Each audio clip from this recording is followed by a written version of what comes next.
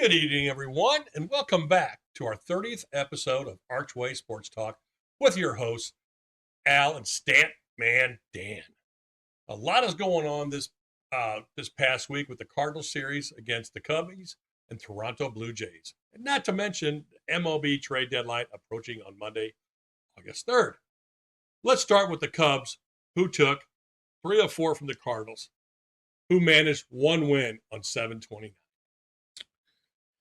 That was struggling, Dan. They were hurting. Struggling? More than that, the Cardinals continue to struggle with the runners in scoring position. They continued this streak of not hitting against Toronto. They say hitting is contagious, Dan, but so is not hitting, guys. So is a venereal disease. Yeah, I knew you'd throw that in there. You couldn't help yourself, could you? So is not hitting, guys. That was not in the script. It was unscripted. What do we got next here, Dan? We got the Cardinals had a chance to right the ship on Saturday. The first against Guzman, the Blue Jays struggling right-hander. Did I really throw you off that much? It was fun. Blue Jays struggling right-hander. But as usual, the Cardinals had the cure for the inconsistent righty and lost 5-1. What was that cure, Al? The cure were the Cardinals. Oh. That was the cure. That was the Cardinals. Cardinals becoming a child was a cure for Guzman. Oh, we'll maybe get to see him again now that he's a Cub. Yeah, he's a Cubby now. Dan will update any scores and stats on Cardinals Corner. And next up, I want to update you on St. Louis City Soccer, guys. I know everybody's excited about them, especially Dan. He loves St. Louis City Soccer. I just like the one. Yeah, he just likes the one guy. Is it Hartel or something? His name? No. Hartel. Damn it, Captain. I'm doing the best I can. I think he even ordered a shirt from him. But anyway, St. Louis SC continued its unbeaten streak, guys. 9 games by playing a 1-1 draw against Real Salt Lake after midfielder Marcel Hartel scored at the 72nd minute for the equalizer. I'm sorry. If you're a parent, you cannot do that to your child. Marcel Hartel. Come on. They could have changed it up a little bit, but hey, it is what it is. St. Louis City Soccer sits in 7th place, and actually they are in 7th place and sitting firmly in a playoff position. Do you believe that? 7th place. I'm beside myself. I am. I'm beside you. I'm just so excited. I can't hide it. Looks like St. Louis City Soccer has turned the page from the first half of this season and continue to be very solid. On defense, and the offense also has improved a lot, with Marcel Hartel continuing to put the ball in back of the net. St. Louis City Soccer continues to play well at home with a 5-2-2 record, guys. Let's hope they can continue their streak to 10 games against upcoming the San Jose Earthquakes, an away game on 8/15/26. Dan, what you got? Well, with all the heat that St. Louis area has been experiencing this summer, Al's been feeling a little agitated lately, so let's find out. What's bugging Al? A few things have been bugging me, guys. Been a little frustrating. The Cardinals bullpen, that's really what's bugging me. Ollie Marmel's continuing overuse of the bullpen is driving me crazy. I can't take it anymore. On a fair note, the relief pitchers he has are below average at best, except for O'Brien, Graceffo, and Romero. Well, when healthy. Well, when with the team. Yeah, or one with the team. Yeah, he's going to be out still a while, and he's not going to be with us anymore. Nope. And anyway, we're going to move on. They finally got rid of that guy Swanson. He needed to go. Brule needs to go, and Gastelum. I feel sorry for this kid. He's been brought in some tough situations. Keep throwing him in the fire, which is a learning experience. But he does need more experience. But Marmol keeps throwing him in tough situations. I think it's ruining his confidence. He's got good stuff. Might need a haircut, but he's got good stuff. Says the guy with no hair. Yeah. Got the clean-shaven look. Soriano has been up and down, but has good stuff when he can control it.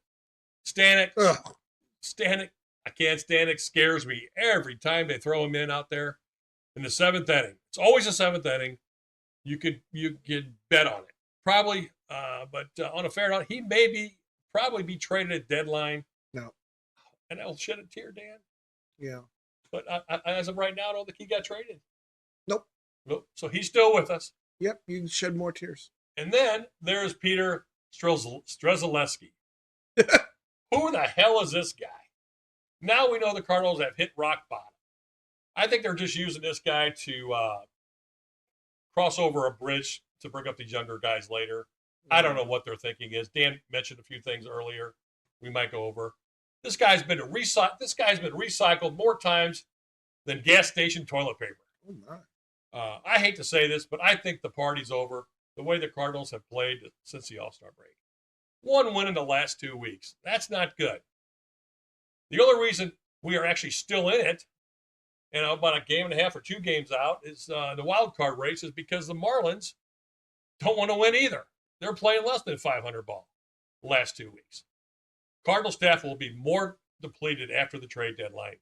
Dustin May's going to go, JoJo Romero, and maybe Riley O'Brien, but Riley O'Brien is still with us, and I applaud him for that. That'd be a tough way to go, but he deserves it. I think he's good for the club. Had that veteran presence in the bullpen, Dan.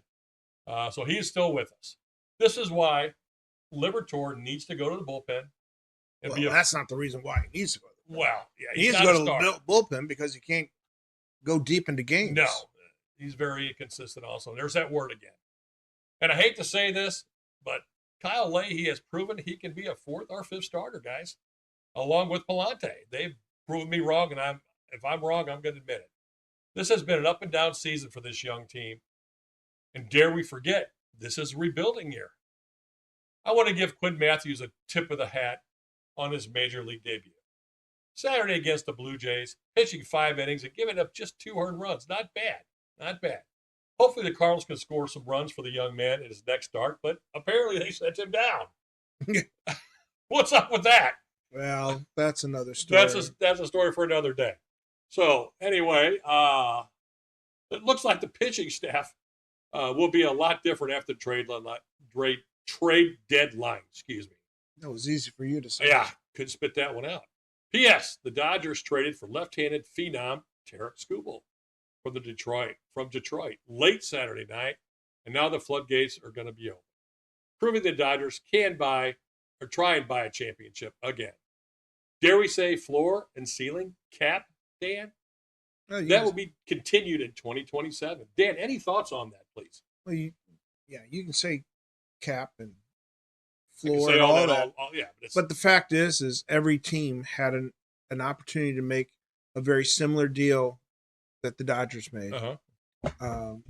He was made available. I know he wanted to go to the Dodgers. Yep. But why is that? Because the Dodgers are not afraid to spend money to put a team out on the field that gives them the best opportunity to win a championship. I am not a Dodgers fan. But they do what it takes to win championships. They don't care how much money they spend. If they lose money, break even, or make money, they don't care. They want to give the team the best opportunity to be successful. Isn't that what every team should be doing? That's true, but not everybody's got the resources the Dodgers have. I mean, well, they do have a good TV, TV deal, and half the time the fans don't show up to the 3rd or 4th inning. You can't be penalizing them because they draft well and they've struck a good TV deal. Well, you can't be mad at them, but here's the thing. If it weren't for the fact that they were that successful, nobody would go there because of the tax situation. California taxes those players so much money. Darnell, who won the Super Bowl, quarterback for the Super Bowl, actually got taxed so much. He owed the state of California so much money. It was more than what he made for winning the Super Bowl. No kidding. Wow. So why, with the taxes like that, why would you want to play there? Well, the fact that you can win a championship. And all these players want to win a championship. They want a championship. Yeah, they want to win a championship. And yes, I get the frustration on everyone's part. I agree that Marmol does not handle the pen very well. my bullpen rotation would have looked pretty good the way and would save them from overusing certain pitchers if they would just buddy them up with certain people. Yeah. Would somebody call Dan from the office, please? Well, Heim has been. Yeah. I think I told you that earlier. Heim, I think, touched base with you the other day, didn't he? Oh, just today. He calls me in the morning. With that said, the season was never about positioning the team to have short-term success.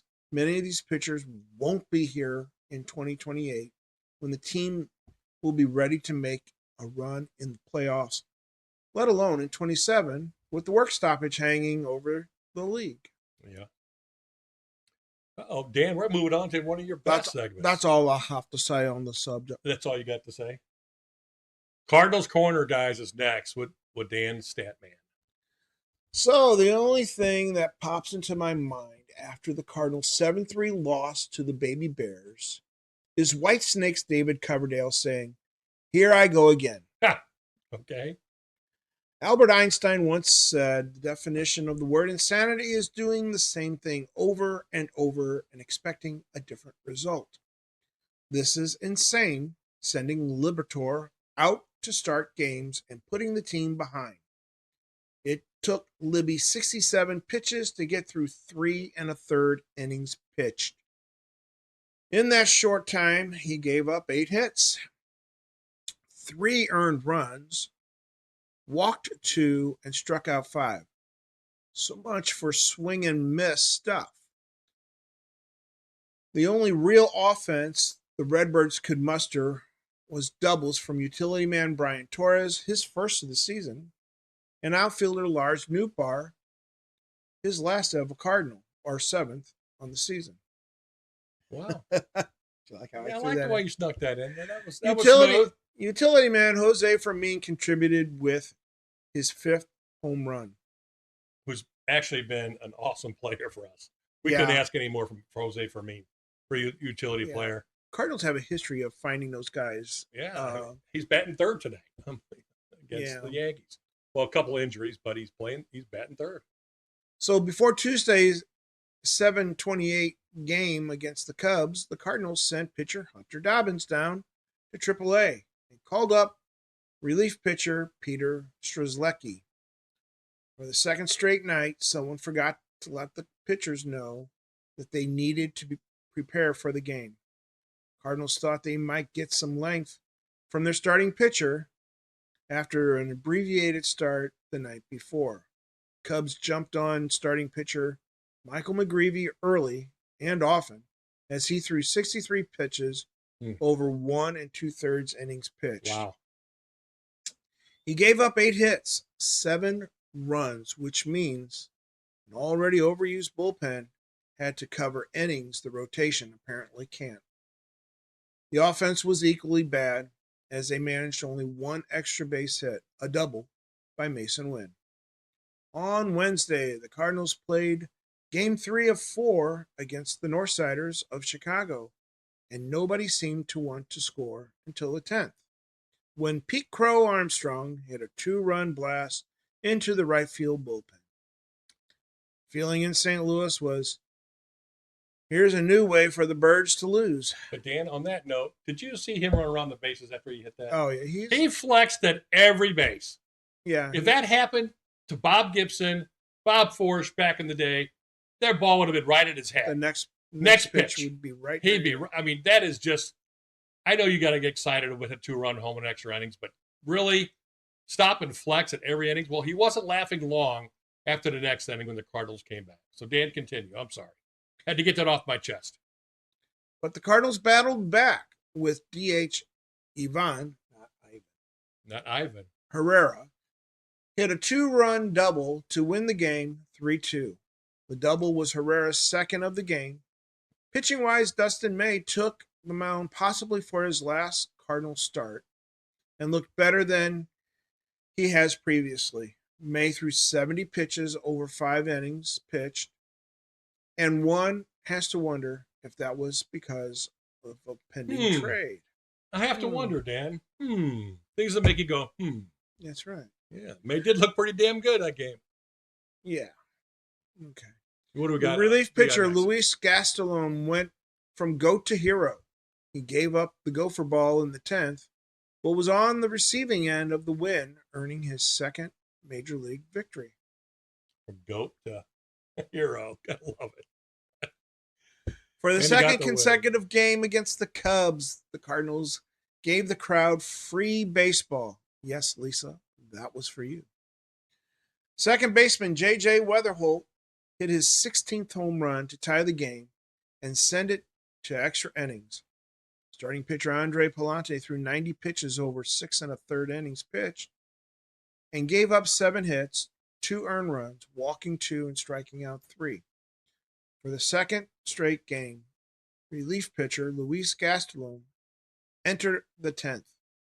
Only instead of getting a win, he took the loss. Cardinals are 54 and 55 in fourth place in the NL Central and 1.5 games back in the wild card. And Dan, we talked about this earlier. A game and a half after all the way they're playing. It is crazy. Yeah. It just proves to tell you how bad some of these other teams are. Al, you got any thoughts on the Cardinals-Cubs series? Dan, I do. Thank you very much. Looks like Herrera's getting hot. Maybe. Again. Hopefully they can win the finale today. It was great to see Armstrong walk off the field with that look on his face after that game-winning double. It was priceless. It was just great to see. And then, Dan, what do you got? On Friday, the Cardinals went to the Great White North. Where'd that come from? What's that? Bob and Doug McKenzie's Great White North. You're the only one who would know that.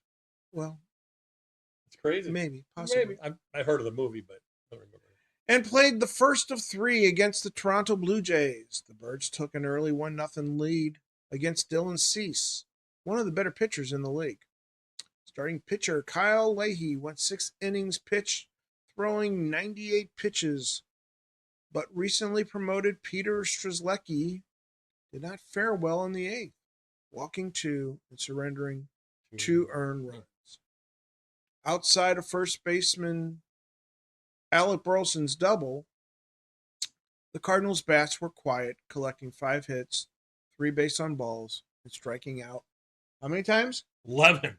11 times, big guy. That's 11. right, boys and girls. 11. On Saturday, August 1st, the Cardinals announced the corresponding moves for bringing up starting pitcher Quinn Matthews. They sent relief pitcher Matt Swanson's Al's boy to AAA to make room on the Major League roster and designated pitcher Tink Hence for assignment. Finally. Good riddance. Good riddance. Free override. Hence has never been able to realize his potential due to health and ability. On a fair note, he hasn't been hurt a lot, but that's just the way it is. It's just a shame. He had good stuff, too. Just couldn't stay healthy. Just not good enough. Couldn't stay on the field. Somebody's going to take your place. So on the 1st, the Cardinals sent starting pitcher Quinn Matthews to the mound for his long-awaited debut. Although the end results were not what we had hoped for, it was not that bad either. St. Louis lost the game 5-1, and Matthews did get the L for his effort. He tossed 97 pitches over 5 innings pitched and gave up 6 hits, 2 earned runs while walking 3 and striking out 3. Not great, but not terrible either. Not too bad. Something to build upon. Yeah, not too bad, though. You can't complain. Although the offense got doubles from Herrera, Wynn, and Jordan, and 11 hits overall, they just couldn't push enough runners across the finish line. They're allergic with runners on scoring position, man. It's just it's crazy. They just are not hitting. Yeah. On the 2nd, Sunday the 2nd, the Cardinals bullpen wasted one of the few good starts by Matthew Liberatore. Liberatore threw 85 pitches over 6 innings pitched, giving up 1 hit, a walk, while striking out 7. The bullpen struck again before the Birds could strike for 4 runs in the top of the 9th. St. Louis held on to a 5-1 win and salvaged one of the games in the series. Al? Any thoughts on the Cardinals Blue Jays? Dan, I do have a few, and thanks for asking me again, Dan. I appreciate that, sir. Oh, the pleasure's all yours. Thanks, Dan. I do have a few thoughts, like I just said. On the Blue Jay series, first of all, Kyle Leahy pitched toe-to-toe against Dylan Cease. How do you get the ball across the plate? I don't know, man. If their toes were to connect. Get connected. Dylan Cease is one of the best pitchers in the league. And Leahy pitched toe-to-toe with him, like I said earlier, and deserved better.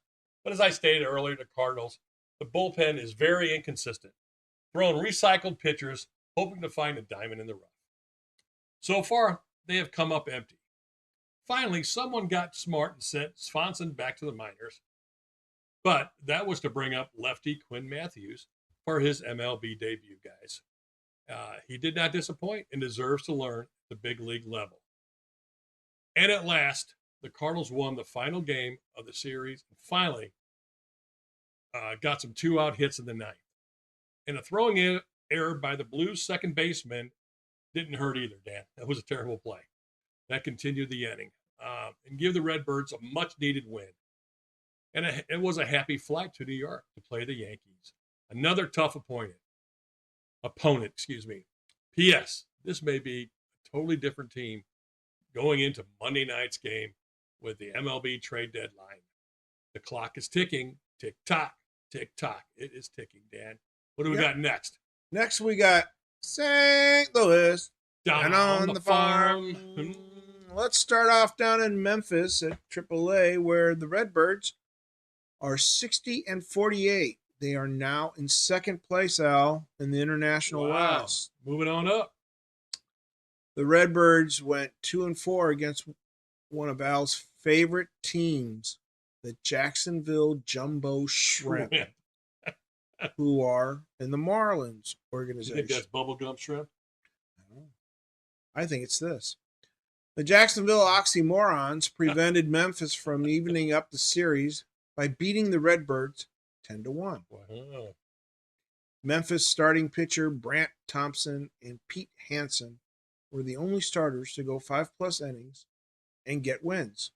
Outfielder Joshua Baez found some consistency at the plate, hitting .389 on the week and raising his average to .251 and his OPS to .901 on the season. He had been struggling a little bit too. Yes. Struggling is putting it mildly. Yeah, it was mild. He is, but so down in Double-A Springfield, Al, the Cardinals are 53-48, and they're in third place in the Texas North. The Cardinals went 5-1 versus Wichita Wind Surge of the Twins organization. Another Wind Surge. Who comes up with these names, Dan? I just like to know who comes up with these names. Please, somebody tell me. Wind Surge. I guess the one who Power sponsors them the most. Yeah. Probably puts up the most money at the beginning of the season, gets to name the team. Even though Springfield had a good week, only one managed to throw enough innings to qualify for a win, and that was Chen Wei Lin, who threw 5 1/3 innings and upped his season record to 4-5. He's one of your favorite pitchers. I like that. What you could say if you change that L to a W, it'd be Chan We Win. I'm sorry, I went there. Chan We Win. Are you done? I'm done. Okay. Continue, Dan. Sorry. Catcher Reniel Rodriguez had a huge week, hitting .526 on the week, while raising his average to .290 and his OPS to .881 on the season. Over at High A Peoria, the Chiefs are 51-50 in third place in the Midwest. The Chiefs went 6-0 versus Cedar Rapids Colonels, part of the Twins organization. Chiefs had a good week, but the starting pitching is still struggling. Only Tanner Franklin managed to figure in the decision with a win. Outfielder Ty Pete hit for the cycle and .429 for the week, while boosting his season average to .300 and his OPS to .981. Not too shabby. Down at Low A Palm Beach, Cardinals are 52-49 and in first place in the Florida State League East. Cardinals went 3-3 at Fort Myers. Mighty Muscles. Muscles. Part of the Twins organization. Yeah, that's a great name. Even though the Cardinals split the 6-game series with the Muscles, they took a football score whooping on Sunday, 20-3. Only Andrew Dukanich, the fourth, managed to get a win and go at least 5 innings. Infielders Jonathan Mejia and Sebastian Dos Santos each hit 400 for the week, even though neither have been very productive on the season. So, Al, that takes us to your favorite. Our special feature, and Dan's going to start our I'm special feature. special. He's going to sing his own special So feature, special. I got to have some of your attention. Give it to me. Everybody loves that. I don't know why you did some of it. Wow. Where's that button again? I didn't see that button. Speaking of button, Dan, real quick. Hey, guys, sorry about our 29th episode. We had a few technical difficulties with sound on Dan's mic. Apparently, that on and off button did work. And Wow. I didn't know it was in use. But Wow. no, I apologize for that. We put it out there, and hopefully you can, understand most of it. But I want to apologize about that. It's just something we got fixed. We know what happened. Hopefully this one will be continue to be a lot better. So let's move on, Dan, on our special feature. Okay, so for our special feature, we will be talking about the MLB trade deadline transactions. Cardinals traded 3 key players, but fans thought there would be more. I don't know, I was one of them. Yeah, I was shocked. And we're going to talk about it. First, the trades they did make. On the 26th of July, the Cardinals traded relief pitcher Scott Blewett, who, if that's your last name, you should not be a pitcher, to the Athletics in exchange for cash considerations. Blewett didn't really have a spot on the club. No. He spent most of the year at AAA, so that tells you all you really need to know. They settled on cash considerations because Sacramento didn't want to offer much, or St. Louis didn't want what they were offering. So, one way or another, he's gone. He blew it. We're going to miss you. Yeah, see ya.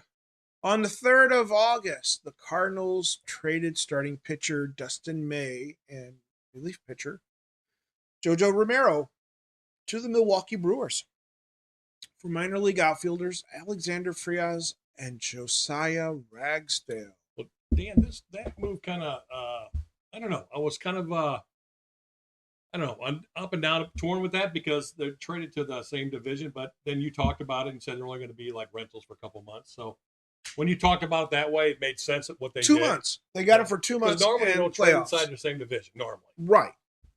Well, they're free agents at the end of the year, right? And apparently what they got from Milwaukee was really good, and apparently the guys at Milwaukee are not happy, especially the fans. And we'll talk about that later. And it's, it's not a bad deal for Milwaukee if it puts them closer to to a World Series championship. World Series. Yep. But I think they may have overpaid for those rentals.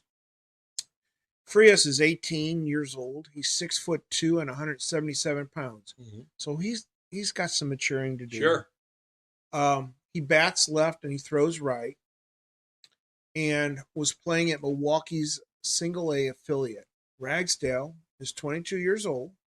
He's 6 foot and 185 pounds. He bats left, throws left, and was playing at Milwaukee's Double A affiliate. Also, the Cardinals sent international bonus pool money to the Cincinnati Reds for left-handed pitcher Caleb Ferguson. That came under the radar. I didn't know anything about that, actually. Yeah, and it came in at the last moments. Mm-hmm. Before we knew what the Cardinals got on this next trade that we're going to mention, this was announced. And Ferguson is a solid and reliable left-handed relief pitcher. Mm-hmm. He is valued for his ability to neutralize left-handed batters. Hopefully he can do as good a job as Romero did. Well, you know what? A thing I heard about. It's going to be one of these guys that we're going to talk about. Oh, okay. This one guy is Romero-like. He is a left-handed relief pitcher. Oh, wow. So the Cardinals also traded outfielder Lars Nootbaar to Arizona for right-handed pitcher Daniel Egan's and left-handed pitcher Sandro Santana and a player to be named later. Egan's is 23 years old. He's 6'4", 205 pounds. So he fits that pitcher's mold. Mold that the Cardinals like, the big guy with a little girth. He's right-handed, playing at Double-A. Santana is 21 years old. He's 5'10" and 150 pounds, left-handed, playing at Double-A. Now, they say Santana.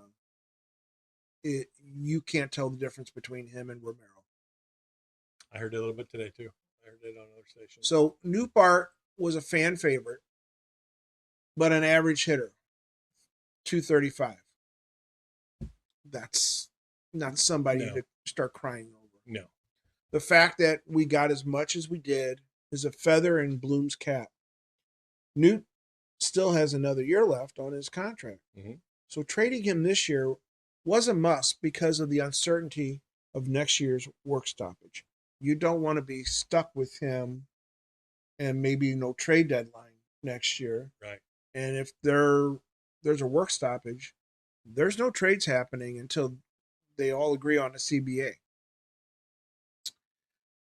So let's talk a little bit about the players they didn't trade, Al. You got any thoughts on that? Dan, I was shocked that we didn't trade any catchers.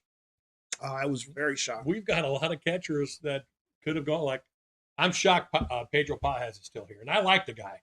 But I'm shocked he and Herrera are still here. And here. Herrera with his bat, but Herrera did struggle, but they maybe want too much for him. I don't know. But Herrera is pretty much just the DH, man. I mean, he really can't throw. His defensive skills are not that great. And his knees get inflamed if he catches too much. Right. And I thought trading at least one of those guys would allow you to bring Bernal up, who is hitting at AAA, and see what he's got. Sure. Because I know we talk a lot about Rainiel Rodriguez. Right. But I think Bernal's going to be your catcher. And when Rodriguez comes up, he's going to move to first base. He's playing a lot of first base. So he's working him out pretty much down in the minors. Now he's in AAA or Double A? He's at Double-A. He's at Double-A. Yeah. And he's splitting time between catcher, first, and DH. So he's getting time there. I think the Cardinals are probably thinking that as well. And mostly because they want to save him for his bat. They want the bat. And less stress is at first base. Sure. So I agree with you. And then last but not least, there was some talk about Burleson. But I never gave that any thought. That was just all, I don't know. Just talk. Is that what it was? Look, Burleson's not costing you any money right now. No. And by the time his contract is up and you're ready to move on from him, he's going to be 30 years old at that point. It's that time of a career. And guess who'll be ready? Rodriguez will be ready. So the other ones I'd like to mention is I thought Brule and Stanek would be moved. I think I could have given them away in a package deal. I'll still give them away. I'll still give them away. I'm sorry, I'll give them away for a baseball. It is. Brule's off and on, but Stanek, you just don't know when he comes out. He throws hard, but too many walks. You just don't know where the ball's going half the time. I know he's a veteran. That comes with that high velocity you throw. When you just throw it as hard as you can, right? A lot of times you have no clue as to where it's going. Right. And I know he throws 98, but at least hit the corners or something with it. I was the also other day he gave up 2 back-to-backs or something the other night, didn't he? Yeah, I was also kind of surprised that Gorman is still in the organization. Yeah, I don't know what's up with I just don't know that they can get rid of him. I don't know that anybody wants him. He's struggling really bad, even in the minors. I don't know if he can hit single-A pitching right now. Are they going to send him to that place Jordan went? That was a good call there. I don't know. I think it's just down. I think he needs he needs a change. He needs of a scenery. change. He sure does. And maybe him and Liberatore, since they're childhood friends, maybe they could go, I don't know, Arizona? Well, maybe Liberatore could take him out and throw some batting practice. Well, look, even if Gorman could hit it, who's to say that Liberatore could throw it over the plate? Wow. But he did have a good outing last time. Oh, one.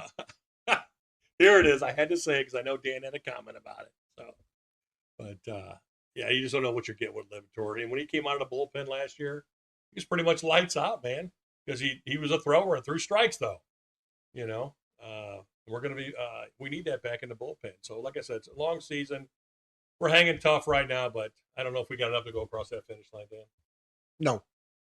But anyway, guess what? Hockey starts up next month. Oh, Dan's excited about hockey. So, you ready for some more stats from Dan the Stat Man? Guys, I think we're going to move on and finish up our 30th podcast, guys. And it's can't believe it's been 30, Dan. 30 podcasts. And seems like it was just 29. Yeah, it seems like just last week was 29. So, like I said, sorry about some issues last episode, but hopefully we move on from that. And, that's Al's doing. He does that all. Continue watching us. And my son, Zach, is on it, man. He was upset about it. It was more my fault about not resetting the voice on here, but it happens. You know, I'm only human, a flesh and blood. Oh man. God. I went there, Dan. Anyway, guys, we're going to finish up by thanks again for watching Archway Sports Talk with Al and Dan, guys. And as usual, Dan will update scores and trades during our podcast like we try to do every week and catch up. Everyone have a safe and healthy week. And remember, a smile is contagious. Pass it on. Please remember to leave any comments or suggestions to your YouTube channel or email address at ArchwaySportsTalk@gmail.com. Thanks, guys. Thanks again. And Dan, any final words of wisdom? Haven't I said enough? Dan, you have said way too much. Okay, well then we'll leave it at that. We're going to finish up with that. Thanks, Dan. Guys, have a great week. Appreciate it.